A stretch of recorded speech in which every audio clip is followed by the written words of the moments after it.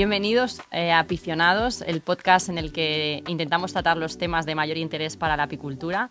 Y hoy vamos a hablar de uno que es todo un reto para el sector, que es la varroa, una creo que lleva décadas causando estragos en las colmenas de todo el mundo y que está considerada una de las principales amenazas del sector. Un enemigo silencioso que pone en riesgo a las abejas, pero también a quienes dependen de ellas, ¿no? Los apicultores. Entonces, para hablar de varroa, hoy tenemos con nosotros a Lluís Palomera. Es veterinario, apicultor y ha sido durante muchos años asesor de las principales asociaciones de apicultores de Cataluña. Lluís, muchas gracias por estar con nosotros. Gracias por invitarme. Y también tenemos a Fede Casillas, el responsable de la línea de apicultura de Cali. Gracias, Fede. Muchas gracias.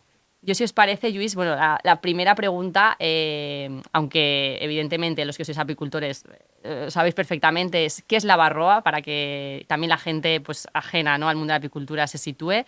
¿Y por qué es tan, porque es una amenaza, ¿no?, para el sector? La varroa es un ácaro que afecta a las abejas, tanto adultas como a las crías, porque en su ciclo reproductivo tiene una fase forética encima de la abeja adulta y una fase dentro de las celdas con las larvas. Dentro de la celda es donde se reproduce. Es visible a simple vista, porque mide 1 milímetro aproximadamente. Y lo que causa es una gran debilidad tanto de las abejas adultas como de las que ya nacen, que han tenido la infección. Esa debilidad se traduce con una debilidad de la colmena y al final con la muerte de la misma. O sea, que entiendo que al final tiene una afectación en la producción de esa colmena y también un tema incluso de la biodiversidad, ¿no? Porque al final si acaba matando a las abejas, pues también tiene una afectación en ese sentido. Sí, efectivamente.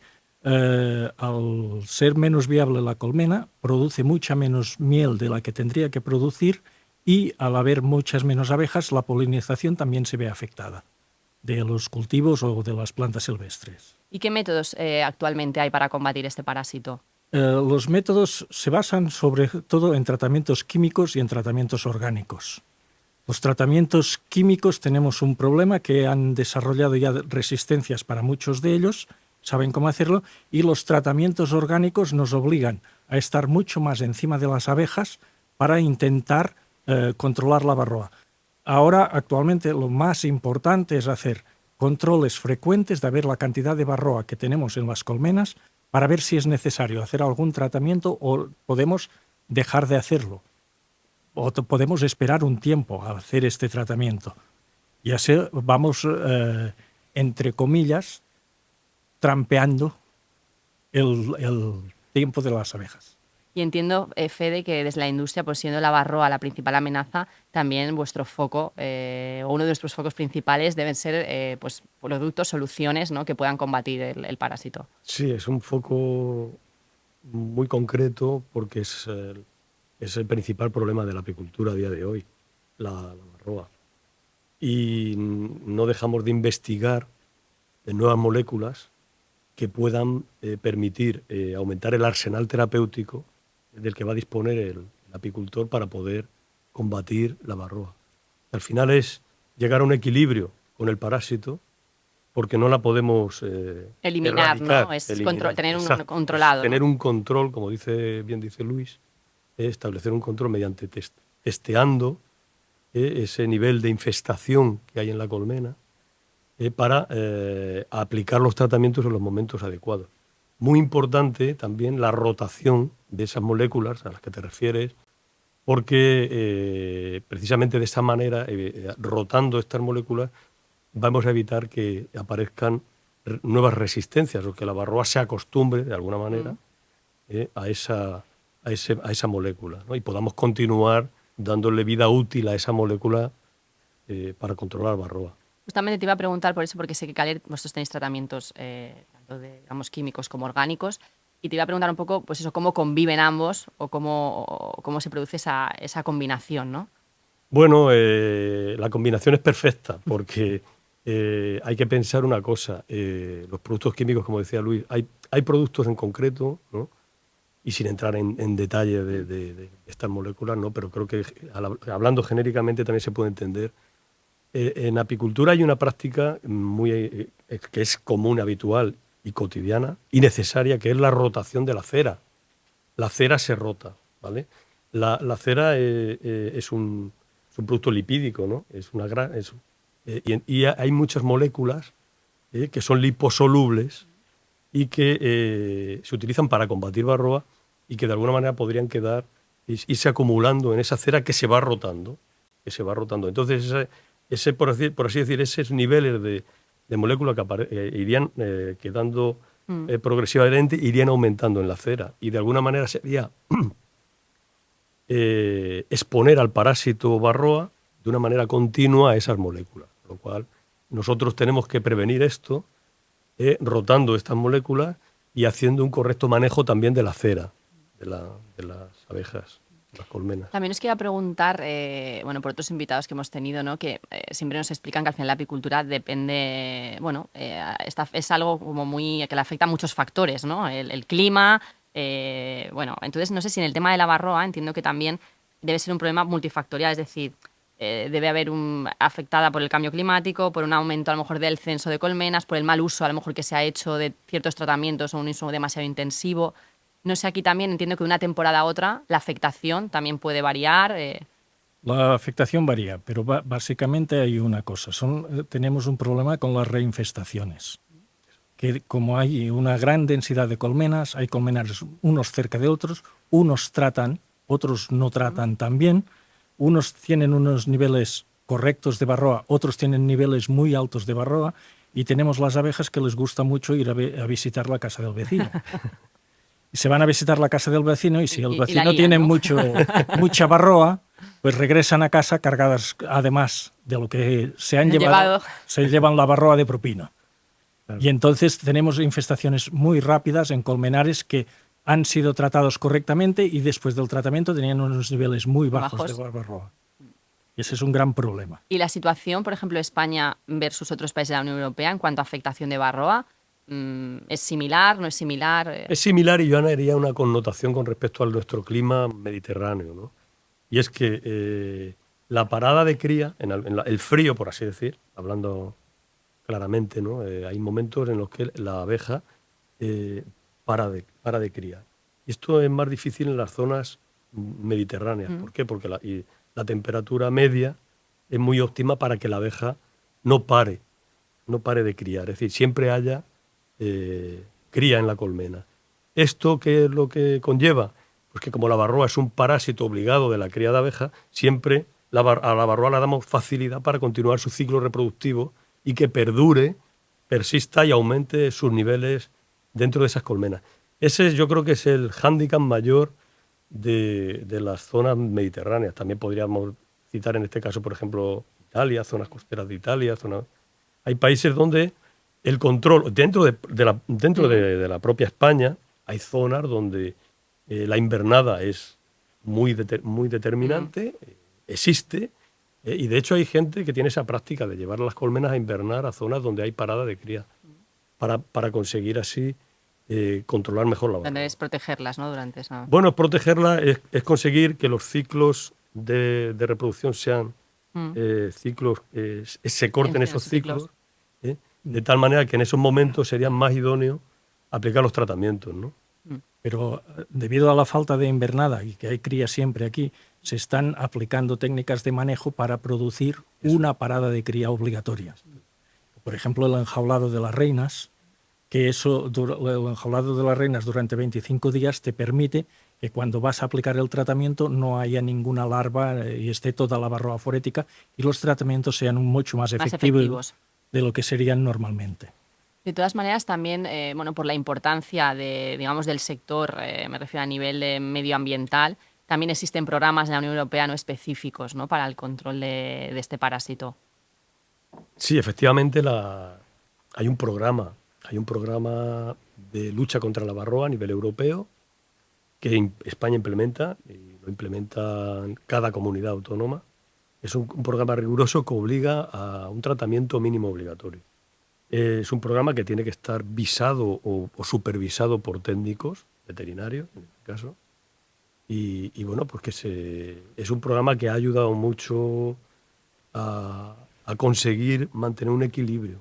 Si no hubiese sido un poco catastrófico todo esto, ¿no? Claro. Pues ha habido que llegar a este tipo de ayudas también, porque hay unas ayudas de la Unión Europea, que llegan a complementar las ayudas que dan luego las propias comunidades y el propio y España, ¿no? En este caso. Y Lluís, tú que has sido tantos años asesor, ¿no?, de asociaciones apícolas aquí en Cataluña, no sé si también, bueno, hemos hablado también en otras ocasiones mucho de la formación, de la tecnificación del sector. Si en ese sentido también la Barroa es un foco en el que vosotros, bueno, que también tenéis, me refiero a la hora de ser uno de los principales temas en los que se necesita asesoramiento, se necesita formación. Es el principal tema con el que asesoras a los apicultores. Es el primero que tienes que concienciar que van a tener este parásito y que van a tener que luchar contra él, que van a tener que llegar a un equilibrio, a entenderse los dos ahí en la colmena. Ahora tenemos también otro problemilla, que está la nosema. Y la combinación de los dos suele ser bastante grave para los apicultores, ya que la mayor parte de desaparición de colmenas es debido a la combinación de los dos. Y eso es un problema grave y es donde más incidencia hay. ¿Y qué podemos hacer para la nosema? ¿Qué herramientas hay de lucha contra esto? Una buena alimentación y tener los niveles de Barroa bajos. O sea, que aquí también entraríamos un poco en el tema también de los suplementos, ¿no? De tener en cuenta en momentos de escasez. Sí, necesitan... hay productos para bajar la nosema, pero son todos extractos vegetales que son complementos nutricionales. No hay ningún medicamento para la nosema. O sea que sí o sí hay que dar complementos nutricionales para que las colmenas puedan continuar sobreviviendo. Por tanto, por lo que veo, al final el reto del apicultor hoy en día es realmente, bueno, combinar muchas cosas, ¿no?, para que al final esas colmenas estén fuertes, sean productivas, prevenir que puedan tener enfermedades y que realmente es complejo, ¿no?, ese manejo y ese equilibrio. Muy complejo, porque depende del medio ambiente. Depende muchísimo del medio ambiente, de las estaciones.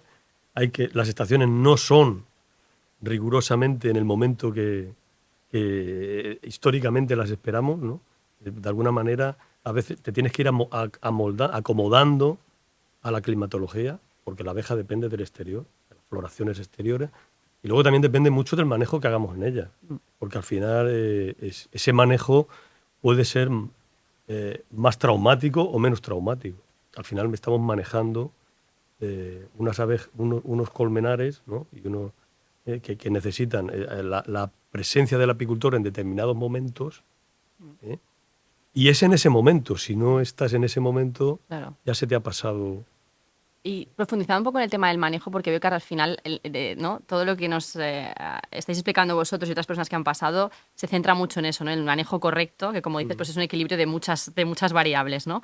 Volviendo un poco al tema de las resistencias, también se puede haber producido por un mal manejo, uso indebido de productos pues no adecuados o incluso gente, ¿no?, también me habéis comentado, pues a veces, ¿no?, también la apicultura, como es una profesión pues que viene de muchos años en España, bueno, viene de generaciones, pues también a veces, ¿no?, como decís antes, ¿no?, gente que a lo mejor intentan ellos hacerse sus propios mejunjes, ¿no?, para entendernos. Sí, pero esto es debido a que desde que empezó la Barroa hasta mediados de los años 90 no había ningún producto para tratar la Barroa. Y los apicultores tuvieron que buscarse la vida, ¿no?, para hacerlo. Y el primero que se legalizó, que fue el tau fluvalinato, los apicultores ya llevaban tiempo haciendo preparaciones en casa propias, ¿no?, para tratar a las abejas y utilizando este mismo producto. ¿Qué problema tenemos? Que este producto es muy liposoluble. Se acumula en la cera y en ceras que ahora tienen 15 años, que es lo que comentaba aún tienen residuos del producto este. Y te encuentras ahora con apicultores que te dicen, oye, que he utilizado este producto y aún tengo resistencias a la Barroa y no lo he utilizado nunca.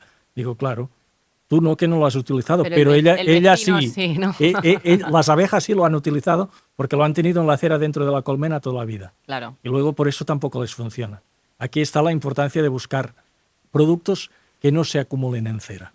No, y supongo que ahí volvemos un poco también al concepto One Health, ¿no?, que al final son productos que van a la alimentación, por tanto entiendo que también tiene que haber una regulación, entiendo, estricta, en el sentido de que pues sea tiempo de espera 0 días, ¿no?, de que luego no vaya a haber ningún traspaso de de Sí, ninguna. receta veterinaria, etc. Todos los químicos tienen un límite máximo de residuos en miel. Como son liposolubles y la miel es hidrosoluble, muy poco residuo va a la miel. O sea que en eso tenemos una ventaja. Pero hay que hay que estar vigilante siempre de esto. Bueno, ya para acabar, si tuvierais que dar un mensaje, pues eso, a apicultores profesionales o también hobbyistas, ¿no? Que se están iniciando un poco en este mundillo en relación a la varroa, ¿cuál sería un poco vuestro mensaje? Para, como habéis dicho, no es eliminarla, pero sí tenerla bajo control, ¿no? Yo el consejo que les doy es que combinen un elemento químico con un ácido orgánico. Normalmente con un tratamiento al año no es suficiente, que es lo que obliga la normativa. Habrá que hacer 2 o 3 tratamientos. Por eso son importantes los controles, al menos cada trimestre, para ver cómo están los niveles de varroa en nuestros colmenares. Y no sé tú, Fede, ya desde un punto de vista más de laboratorio veterinario, de vuestro compromiso, entiendo, con el sector. Es muy adecuado la observación que ha hecho Luis. Combinar tratamientos, rotar, me parece muy adecuado. No acostumbrarse a hacer un solo tratamiento obligatorio para salvar, por así decir, la obligatoriedad de que no, sino estar vigilante e implementar normas de manejo o prácticas de manejo que nos vayan llevando a ese control, ¿no?, de la varroa, a ayudarnos, es decir, a ayudar, porque no solamente dependemos de un medicamento, es decir, el medicamento va a actuar mejor o peor en función de cómo nosotros lo sepamos aplicar, ¿no? Es decir, lo que hablaba Luis antes de enjaular a la reina, por ejemplo, porque los medicamentos, o sea, los acaricidas, vamos a decir así, solo actúan matan o pueden matar varroa en la fase forétida. Es decir, entonces, si nosotros tenemos mucha cría en la colmena, esos productos no nos van a dejar siempre varroa adentro. Entonces tenemos que tener, en ese sentido, ser muy vigilantes, muy exigentes, ¿no? Exigentes con nuestra manera de hacer uso de esos productos que el mercado del medicamento, ¿no?, o la industria pone a nuestro alcance. Exacto. Muy bien, pues muchísimas gracias a los dos por estar con nosotros hoy. Antes de iros, os quiero regalar nuestra taza, que aunque tenéis una aquí, pues para que os llevéis una a casa. Fede, a ti te doy otra porque ya has estado con nosotros en otra ocasión. Gracias, que sepas que tengo 4 hijos, ya me has dado una. Pues todavía tienes que volver a pasarte por aquí entonces. Bueno, pues a todos también los que nos seguís, pues recordaros que tenéis todos los episodios colgados en nuestro canal de YouTube y que también nos podéis seguir a través de nuestras redes sociales, en Instagram, que es @calier_es. Nos vemos en el siguiente.